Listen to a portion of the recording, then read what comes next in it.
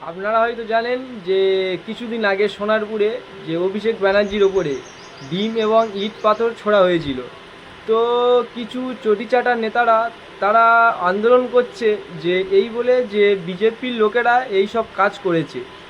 তো আগামীকাল অর্থাৎ কালকে যে পুলিশ ওই যে অভিযুক্তদের গ্রেপ্তার করেছিল, মোট 5 জনের গ্রেপ্তার করেছিল। তো গ্রেপ্তার করার পরে ইনফরমেশান এলো যে ওই 5জন তৃণমূল করতো, কেউ একজনেরও বিজেপি কেউ করতো না। তো এর থেকে প্রমাণ হয় ওরা নিজেদের মধ্যে প্ল্যান করে এই সব কাজ করছে এবং বিজেপিকে দোষারোপ করছে। বাংলার মানুষ অনেক দিন আগেই আপনাদের এই নাটকগুলো জেনে গেছে, ওই কারণে আপনাদের ভোট না দিয়ে বিজেপি সরকারকে ভোট দিয়ে জিতিয়েছে। তাই বেকার এইসব নাটক করে মানুষকে আর হাসাবেন না। ধন্যবাদ।